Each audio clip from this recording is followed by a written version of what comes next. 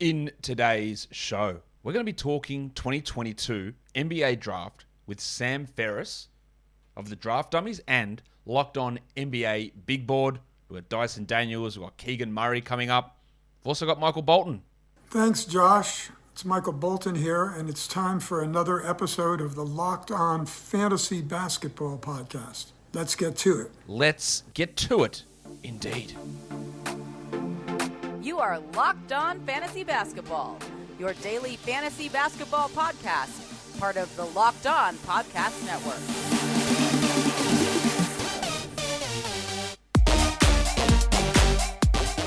Hello and welcome to the Locked On Fantasy Basketball Podcast, brought to you by Basketball Monster. My name is Josh Lloyd and I am the lead fantasy analyst at basketballmonster.com and at Yahoo Sports Australia. And you can find me on Twitter, as always, at redrock_Beeble and on Instagram at Locked On Fantasy Basketball. Thank you for making Locked On Fantasy Basketball your first listen every day. We are free and we are available on all platforms. As I said, we're going to be talking NBA Draft today. But I've got a quick favor to ask you. In order to make this podcast and other podcasts on the Locked On Podcast Network better, we have a quick survey that we would like you to do. So head to lockedonpodcasts.com/survey and get started. Doesn't take very long, and everyone who completes the survey gets in with a chance to win one of 10 $100 Ticketmaster gift cards. So go to lockedonpodcasts with an S at the end, .com/survey. Thanks a lot for your help. So let's transition in. We're going to talk 6 prospects, and we're going to do it with Sam Ferris. Let's get him in here. All right, so here he is, one of the hosts of the Locked On NBA Big Board podcast. You may follow him already on Twitter at Draft Dummies. Sam Ferris is here. Sam, welcome back to the show. Yeah, thank you so much for having me. I appreciate it. So we've got a few draft prospects we're going to talk about, and as I'm going to do with the draft analysts that come on to the show, we're going to talk, and we're going to start talking about guys or one player that they seem to be higher on than the general consensus of people who are covering the NBA draft. And for you, Sam, we're going to go to Nebraska. We're going to go to the guard from Nebraska, Bryce McGowens. All right, I don't know a huge amount about Bryce, so tell me, why are you high on him?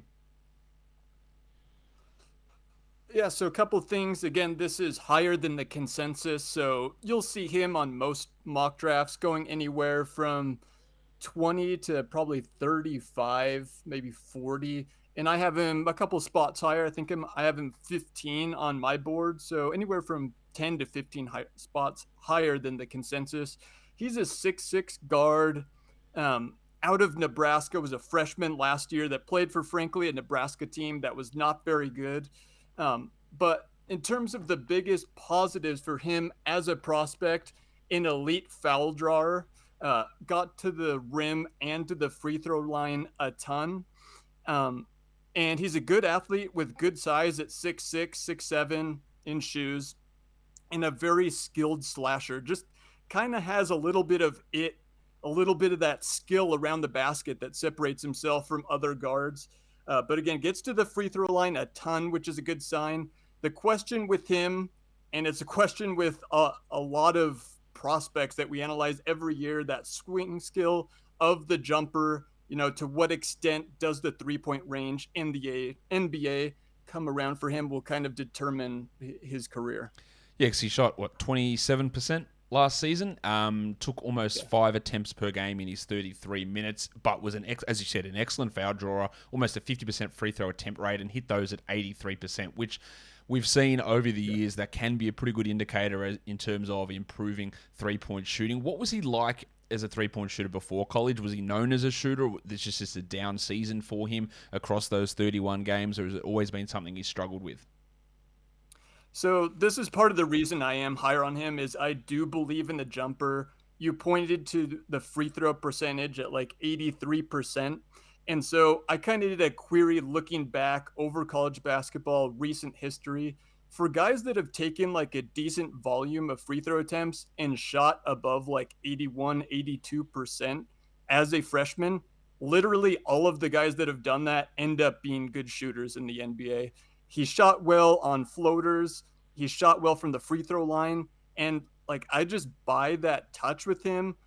And if you watch the games too, because you have to take into account the context, Nebraska, not that good. he had to take a lot of kind of bailout shots, a lot of self-created threes, even at the end of shot clock. That kind of did pull down his percentage. So I think, when he plays a role in the NBA, when he could take some more catch and shoot, and obviously the three-point jumper is something that you can just practice, right, with reps more than any other skill. That's kind of the reason I'm higher on him is I love the rest of his offensive game, and I'm just a little bit higher on the potential of that three-point shot coming along. What about defensively? Can he hold up? Is he going to be a target like a Trae Young, Tyler Hero style of defensive target for other teams, or can he at least hold up on that end? Yeah, that's the hope. The starting point with him, because like you said, in the NBA, we see it in the playoffs. Certain guys can get hunted, but like a lot of times in the NBA, it's kind of like the appearance of being a defender. And so the hope with him is being 6'6", 6'7", he might not be a great defender early on, but with the size, I don't think he's going to be the first guy that teams are going to be necessarily picking on, like in their scouting report. And so with that size, that kind of gives me a little bit more comfort with him compared to a lot of the other smaller combo guards in this class, because we can talk about that, but this class is filled with combo guards. And so that's kind of part of the reason that a lot of these guys are slipping, whether it's a Ty Washington, a Jaden Hardy, a Bryce McGowens, a Blake Wesley. Like there's kind of a logjam of just a lot of those guys, but I value his size on the defensive end compared to kind of the rest of those guys. So you mentioned a bunch of those guys. Plus, there's those guys who will be ahead of him, like Johnny Davis and Benny Mathurin, those sort of players. Like, what's the separation to you between him and, say, Davis and Mathurin, who are sort of grouped together at that late lottery type area? So those two guys are better defensively. So that's why I have them higher. Johnny Davis, I have the highest, or I have Mathurin higher, and then Davis. Mathurin, the shooting is not the question mark with him. He can already shoot it. He can shoot it coming off screens, off of movement. Showed that at Arizona, and he showed a little bit of an improvement in the pick and roll game, which is big for him. So, plus he's got similar size to McGowens. And then Johnny Davis, better all around, rebounder, defender. So even if the jumper doesn't come along, I like those ancillary aspects of his game. But McGowens, to me, is better than a couple of those other guys because of the elite slashing ability, the foul drawing, and the size.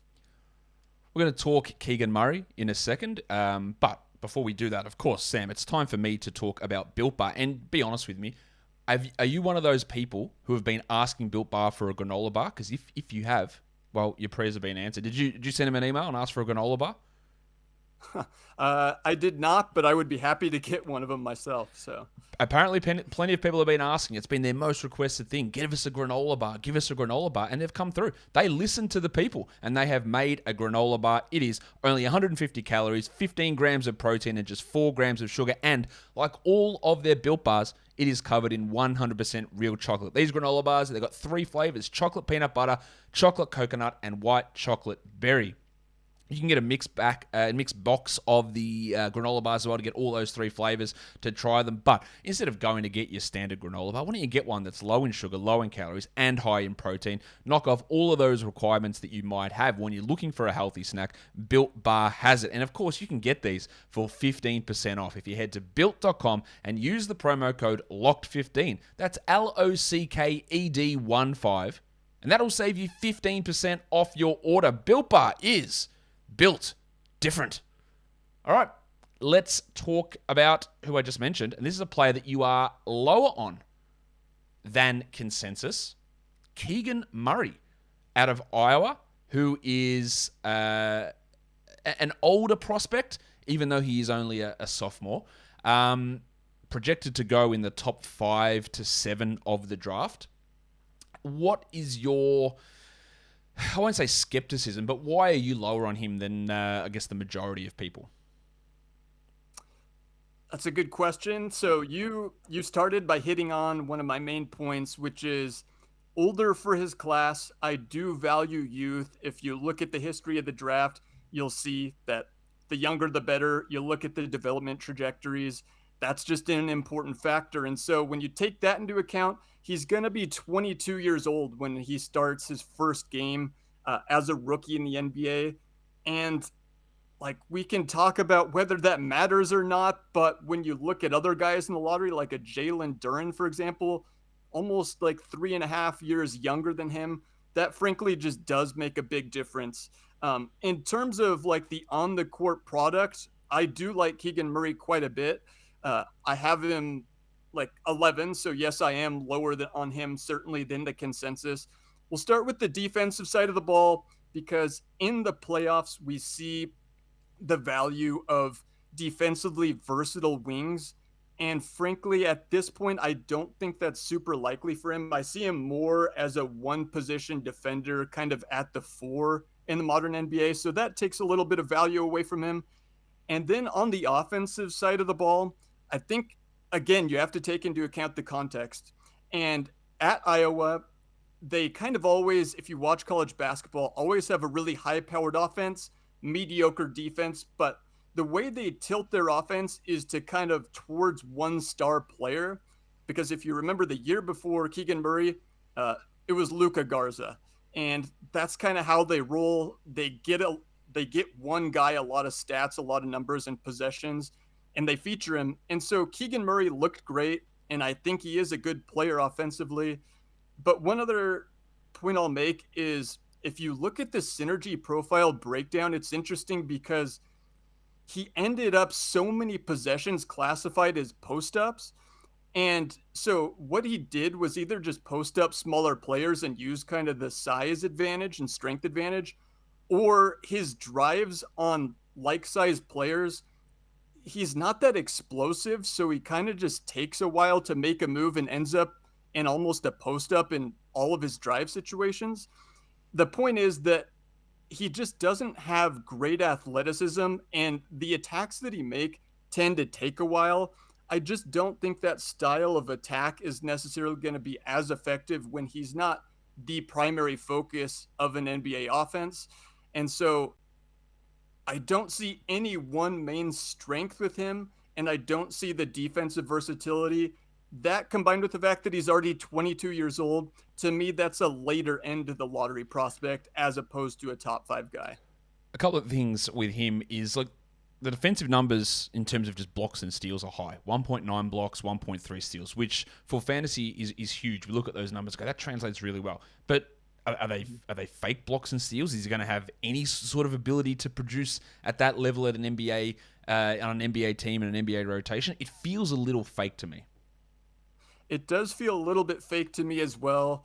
I don't see the pop or the athleticism to be able to slide across multiple positions. So that's a point of a little bit of weakness for me. I think you'll find people that might disagree on that, but I think I'm in agreement with you both in terms of I don't see the steals and blocks being necessarily indicative of something that's going to translate that effectively to the next level. And then I don't see the switchability on the perimeter to high level like in terms of like a playoff matchup at the next level either. The other thing with him is, and we talk age and people are like, yeah, but there's plenty of older players who have some success. But we talk about a guy who's 22 and the end of his rookie contract, he's going to be 26. And then you give him a 4-year extension, he's already past prime. Like he's 30, 31. Like that's done. The question I have with these sort of players is, okay, if he was this good to be a top 5 player, why didn't he come out as a freshman? Well, he played 18 minutes a night. He took 5 shots a game. He averaged, what did he average here? Like 7 points per game. What's the difference between his freshman season when he was still 20, so he wasn't even particularly young as a freshman? What changed between him being a freshman and a sophomore? Was it literally the fact, well, Luka Garza was there and he couldn't beat out Luka Garza to be the best player on the team, which again gives me pause how it moves into the next level? Yeah, I think that is certainly part of it. And the funny thing is, to your point, is he was one of my favorite under the radar returners. I was higher on him than consensus. But then since he's blown up to where he is now, it's funny because I was higher. Now I'm a little bit lower. So I did see a little bit of this blow up coming. But I have to admit, the numbers that he did end up putting were pretty ridiculous. But like you said, they had Luka Garza to soak up all the possessions last year. They had a very veteran-laden team last year. And so he just didn't really get those reps or that opportunity. And frankly, they were already really good offensively when he was a freshman anyway. So it's not like they were going to bump the older guys down the ladder to suit him. So I did see some of this coming, but the offensive production was really good. But your point to me is well taken. It's one I use that, if he was the level of player that we think he is, because we have to categorize him with players of his own age. So because he's dominating college basketball at age 22, well, imagine Paulo Banchero, a similar player in the ACC like 3 years from now when he's 22. That's kind of the frame of mind that you have to look at this through. Yeah, exactly. And think about it. I can't think off the top of my head, but players in the NBA who are 22, like I think that's Trae Young, and Doncic is 23, maybe. Like that's it's a big difference between those guys who come in at 18, 19, even 20 versus being 22. Let's go on to the next guy, and this is a guy who had a really, really good combine and has risen up a lot of boards and seems to be getting a lot of buzz, and that's Jalen Williams, a 21-year-old 6'6" wing from Santa Clara, who, again, not many people really had in this discussion as a first-round guy maybe a couple of months ago, but the combine numbers really worked in his favor. What can you tell us about him? Do you believe that this... First of all, did the combine change your opinion on him? Were you already high on him? Were you already low on him? What's your thought on where Jalen Williams sits now after these numbers have come out? Yeah, so it's a combination of all that stuff. He has been one of the biggest risers. And yeah, he came in, got measured, ended up being like a legit 6'6", 6'7" with long arms. And he just kind of has a really nice all-around game. But as someone that had already watched him a decent amount, I didn't move him too much. I did move him up a few spots. So I had him end of the first round coming into the combine and all that stuff a few weeks ago. Moved him up. I think I've got him like in the 20 to 25 range now. But there's talk of him going lottery, which is just a little bit rich for me personally. I do like a lot about his game at the size that he plays at. And, as opposed to some of the other combo-ish guard type players we talked about, the jumper isn't as much of a question. He shot 40% from three last year. And I also like to break it down by, pull up versus catch and shoot. And I think he's going to be able to take more catch and shoot jumpers in the NBA. And last year shot over 46% on catch and shoot jumpers. So really, really well there. But there is a little bit of worry with the small sample size shooting, because you go back 1 year for him and he shot only 27% from three. And so that's kind of the trick with these older upperclassmen is how much of that is small sample, how much is real improvement. And I'm kind of in the middle personally on that. And that's why I have him more kind of mid but later first round as opposed to a lottery pick. Yeah, like he shot 35% as a freshman, 27% as a sophomore, then 40% last season. I guess the thing you could look at is the free throw percentage has been solid enough, 76, 76, and then 81 last year. So he's been a solid free throw shooter, showed some improvement there. One thing that will be important, I think, with him, and I want to get your take on this, is you look at that he averaged over 4 assists per game with a 2-to-1 assist-to-turnover ratio. Is he a guy that can do any work NBA level, creating, handling, running pick and roll, or is that just a factor of the team he was on and the environment that he was in? Is he gets those assists just because he handled the ball that much, and they sort of aren't going to be able to translate that skill across to the NBA? Yeah, I'd say it's like pretty unlikely that he ends up being like an NBA team's absolute primary on-ball guy, but how many guys really are there like that in the NBA, right?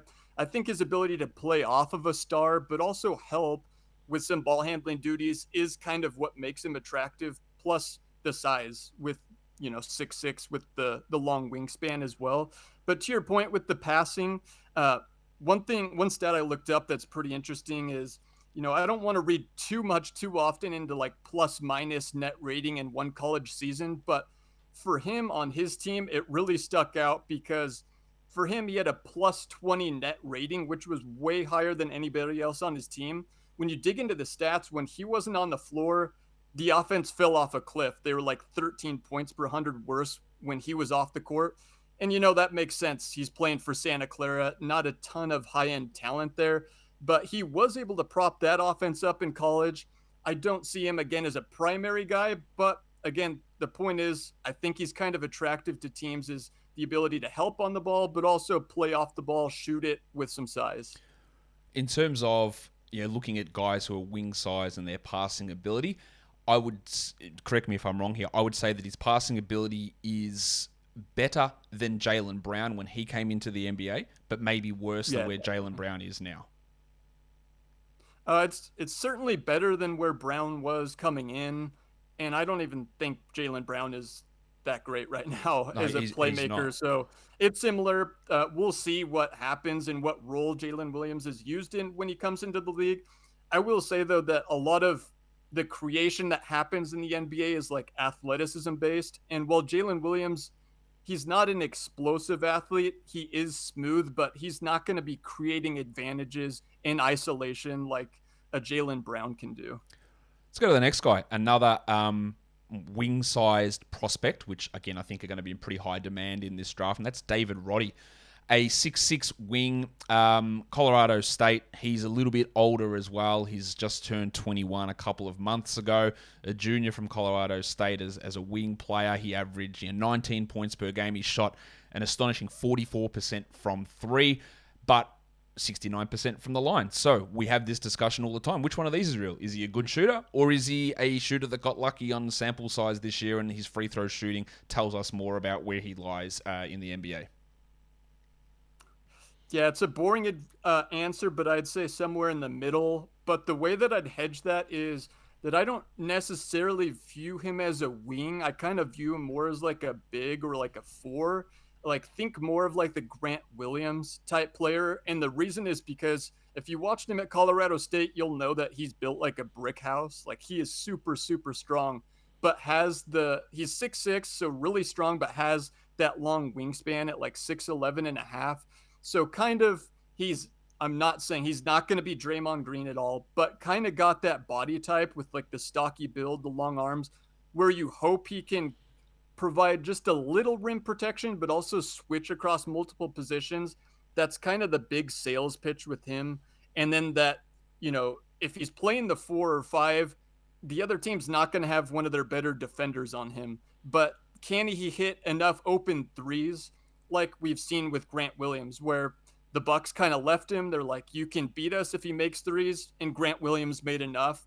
And frankly, I think he's good enough to do that. I don't think, again, he's not quite the level of player of Grant Williams, certainly not Draymond Green, but just in that archetype of a player with those tools defensively that can play the 4, maybe even in spurts, try to play a little of that small ball 5 due to his strength, and then hit open threes offensively.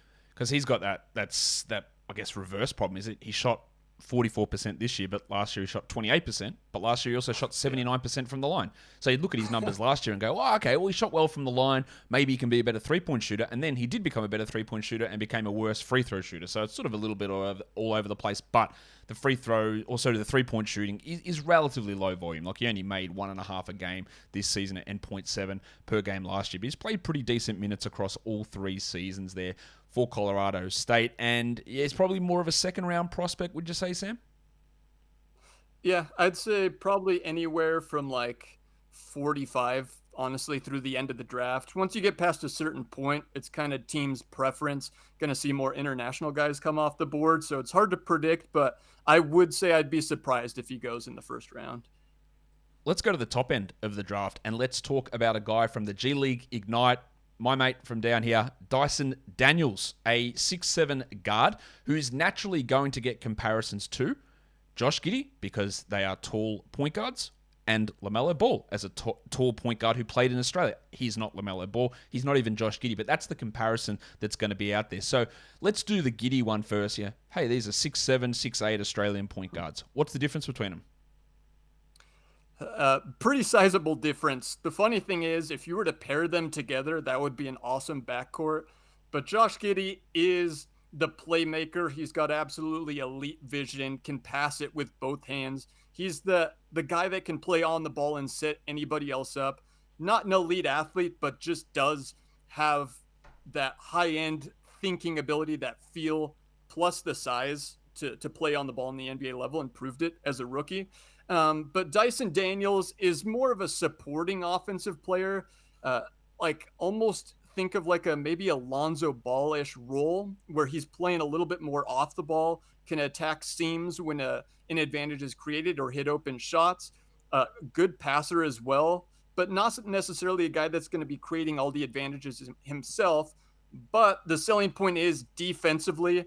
And so I was able to interview his coach in the G League, Jason Hart. Jason Hart believes immediately he's going to be able to switch 1 through 4. And he kind of gave me a little bit of a deep dive comparison. He said defensively, a guy he reminds him of going back a few years is Thabo Sefolosha, a guy that was kind of that defensive stopper for those early Thunder teams a couple years back. And so that defensive versatility with the ability to be a good complementary player at 6'7", he's now listed as like 6'8". And so, maybe he even continues to grow a little bit. That's kind of the sales pitch with Dyson Daniels. The Lonzo Ball comparison is really interesting because, like Lonzo Ball, he never gets to the free throw line, or he didn't at all last year. Had a free throw rate of under 14%, which is really low, but he hit them at an okay number. He also hit 26% only of his threes. Now, Lonzo's worked really hard to become a very, very good three-point shooter, and his three-point attempt rate is through the roof, and he hits them at a really good level, but that wasn't always the case for him, so he's got a little bit of work to do there, but good block rate for a guard, really good steal rate, really good rebound rate, solid assist numbers. Not a high scorer necessarily, but a guy that can work really well defensively, can work out of position to provide those rebounds and provide a little bit of passing. But it's that defense that's really important. And as I've talked about on this show a lot over the last week, switchability when you head into the deeper rounds of the NBA playoffs becomes super important. The ability to be out there and not get hurt no matter where you end up on the defensive end is really important, and creating turnovers is huge as well without getting... Look, some people can create turnovers and then get burnt 20 plays and get 2 steals and they think, that's great, but he can also stop those 20 plays and generate the turnovers as well, which is something that's not everyone can do. Like we know Klay Thompson in his past has been an elite defender, but never a high turnover guy, whereas a guy like Russell Westbrook can be a high turnover guy, but not a guy that necessarily stops a lot of players. Same with Rajon Rondo a lot in their career. So yeah, getting a guy that can do both of those things is really, really important. How high is too high for Dyson Daniels in this draft? Whew. So I have him in the 10 to 14 range on my board. The talk of him now is he could go as high as number 4. And I think there's certain fits of teams where, they have that star player, whatever position they play, and they see the playoffs now in the modern NBA and say to themselves, we need a guy that can play off of our star, but still attack closeouts, not just like a standstill three-point shooter, but then, like we've said, the versatility defensively. He's not going to be picked on. Whoever he's switched on to, he's holding up. And so I think teams are really kind of buying into that player right now, and he is that player type. I don't think he's going to go number 4, but I would not be shocked if he ends up going top half of the lottery if he goes, top 7.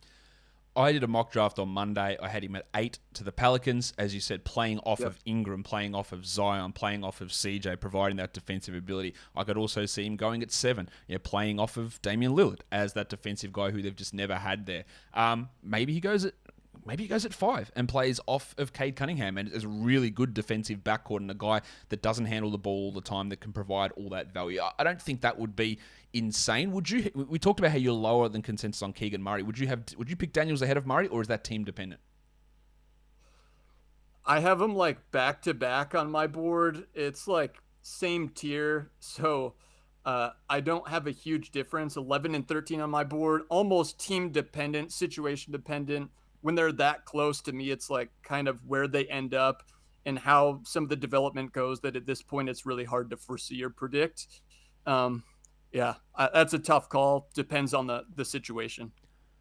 Last guy we're going to talk about is Patrick Baldwin Jr., a 19-year-old, 6'9", 6'10" forward from Milwaukee, who, again, really focusing a lot on wings and these players who have got that wing size who can play out there. But his numbers weren't particularly impressive. 27% shooting from 3. He averaged only 12 points per game. It's not like he put up gigantic defensive numbers.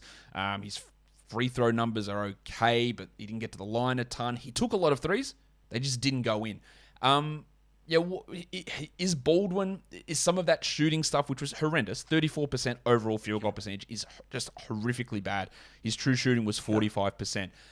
That has to obviously improve. Otherwise, he's going to end up as Kevin Knox. He needs to improve those numbers, but is there enough there with him where you go, I give him a pass, I'd like to take a flyer, the size is there, what can we see out of him?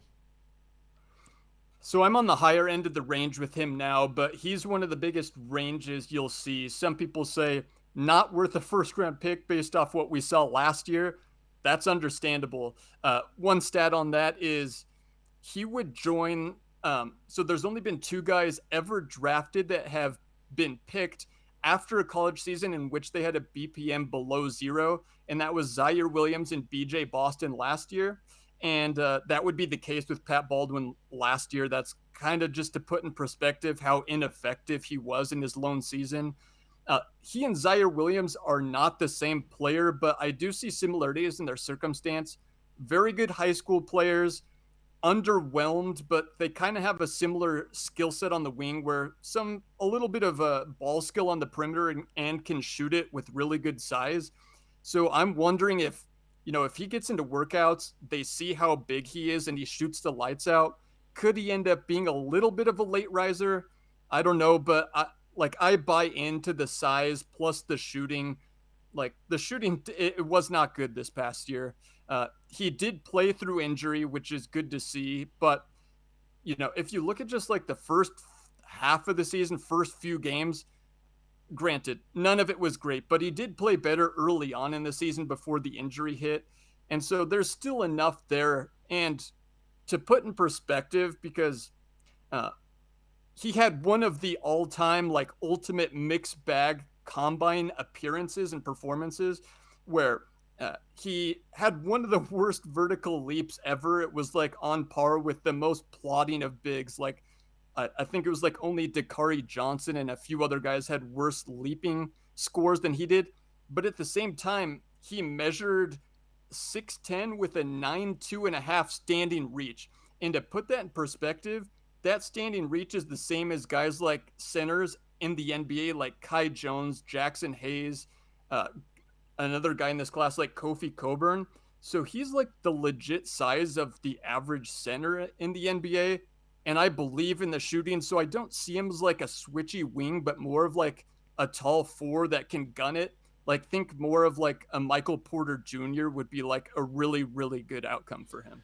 His last 5 games of the season, as you reference how he struggled towards the end, 6 points, 2 points, 13 points, 5 points, and 8 points. So I think he was 3 of 24 from 3 across those 5 games. So just everything went wrong across the end of his season. Whereas he had a game where he hit 6 threes in December the 4th, and he had another 2 of 5 game. The game before that against Bowling Green, he had a 2 of 7 game. So like not as horrific as where he hit 3 threes total across his final 5 games with a bunch of misses in there. So yeah, I had him at 23, just again, that size and that potential pedigree and just getting a guy that maybe be able to, ride off. It's only an 11-game sample as well in college. It's not like he played 30, 35 games and he was horrendous through all of that. He could have gone out and shot 34% for the next 20 games if he had have stayed healthy, and then we would have had a completely different thought on where Baldwin sat heading into this draft. Sam, that'll do it for us here today. Tell everybody, where they find you on Twitter and the work that you're doing here on the Locked On Podcast Network. Yeah, you can follow me at Draft Dummies. We're less than a month till the draft, so it's all full steam ahead for us that follow the draft all year round. So I post a lot of stats, my thoughts, a lot of clips there, and links to any work. I'm part of the team that does the NBA Big Board podcast. Like I hinted at earlier, just did an interview with the G League Ignite head coach. So if you want a little background behind the scenes info into some of the G League Ignite prospects coming out, that was a really fun interview, but we're doing podcast every day focused on the draft. We do it year round, but everything's really geared up over this last month as we prep for the draft. Go and follow Sam there, and of course, subscribe to the Locked On NBA Big Board podcast. Sam, thanks for coming on. Yeah, thank you so much for having me. And that will do it for us today. Don't forget to follow this podcast on Apple Podcasts, Google Podcasts, Stitcher, Spotify, and on the Odyssey app. If you are here on YouTube, drop a comment down below. Let me know that you're here. Let me know what you thought about these prospects, guys. We are done here. Thank you so much for listening, everyone. See ya.